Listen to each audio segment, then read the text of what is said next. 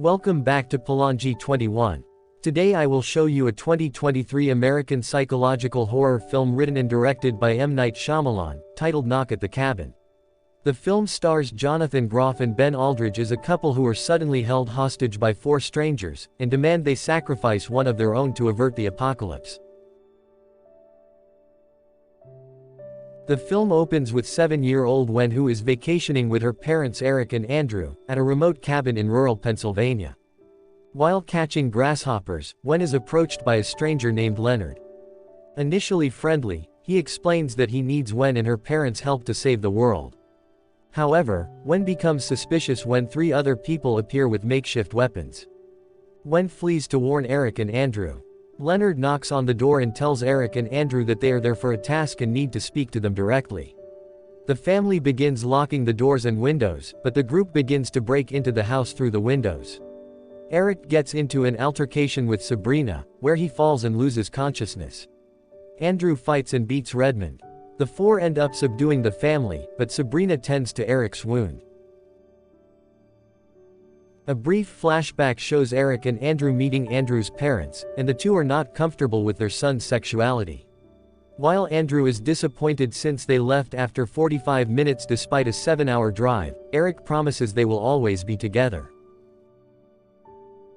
They introduce themselves as Leonard, Sabrina, Adrian, and Redmond, and they tell about their backgrounds.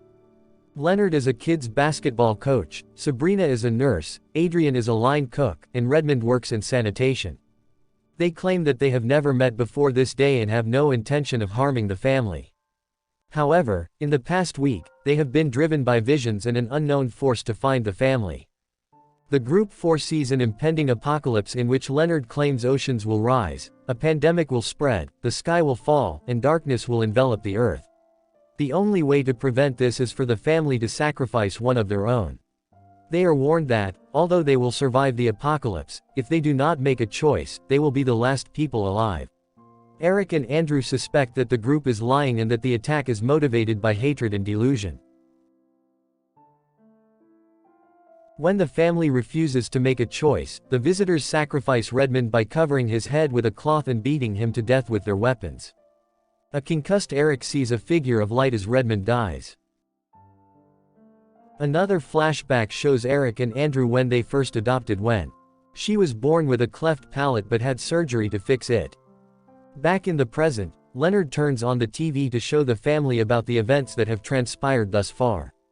There have been powerful earthquakes and tsunamis occurring in some parts of the world, which Leonard declares as the beginning of the apocalypse.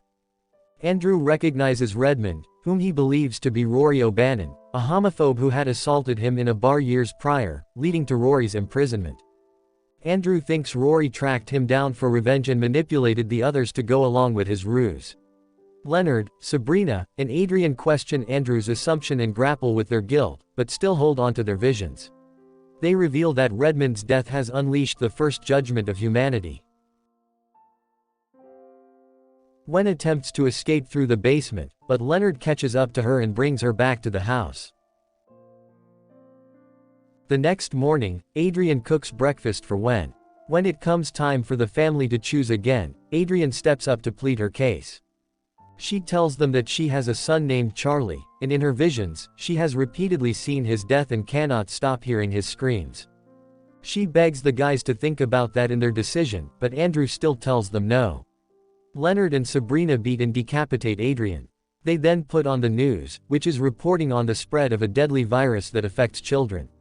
Andrew notices the report is pre-recorded and that he has been reading about the virus for months, giving him further reason to suspect that the group is lying to them. Sabrina describes how she and the other visitors were led to find each other online by their visions. Leonard and Sabrina attempt to persuade Eric and Andrew again, but Eric has Wen throw a tantrum to distract the other two, allowing Eric to cut himself free and giving Andrew an opportunity to run to the car where he tries to get his gun.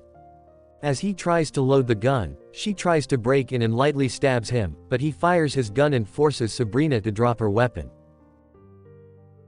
Another flashback shows the attack at the bar with a man that looks vaguely like Redmond, which led to him training in self-defense and buying a gun. He then finds Redmond's wallet and proves to Leonard that he was Rory. Injured from his attack and with their tires slashed, Andrew suggests that they use the visitor's truck to escape. As Leonard is being held at gunpoint, Sabrina breaks into the house and is fatally shot by Andrew. Eric and Andrew then lock Leonard in the bathroom, but Leonard tricks Andrew into coming into the bathroom, and then overpowers him, stealing the gun. Leonard decapitates Sabrina and the broadcast shows spontaneous plane crashes occurring around the world. Realizing their time is nearly over, Leonard leads them outside as the sky darkens. Eric tells Wen to hide in a treehouse until someone goes to get her. Leonard informs them that after his death, they will only have a few minutes to make a decision before slashing his own throat. Upon his death, lightning causes fires and more planes to crash. Eric now believes that the events are real, and that the intruders represent the four horsemen of the apocalypse. Not wanting Wen to grow up in a destroyed world, Eric offers himself as the sacrifice. Andrew argues with him, saying humanity is not worth saving because they hate and reject people like him and Eric. But Eric reveals that he saw a vision of Andrew and an adult Wen. Eric feels that their family was chosen to make the sacrifice because their love was pure. Reluctantly, Andrew shoots and kills Eric before lightning strikes, setting the cabin on fire. After Andrew mourns his husband, he goes to get Wen from the treehouse. The two walk until they find the visitor's truck with belongings that corroborate their stories. They drive to a crowded diner nearby, where they watch news reports confirming that the disasters have subsided. Returning to the truck, the radio turns on and plays Boogie Shoes, the song Eric had played for them on their drive to the cabin. They leave together toward an uncertain future. This film tells the story of a family who is suddenly held hostage by four strangers, and demand they sacrifice one of their own to avert the apocalypse. The film starts out as a mystery. I don't know what is going on, and everything seems very strange and is not making a lot of sense.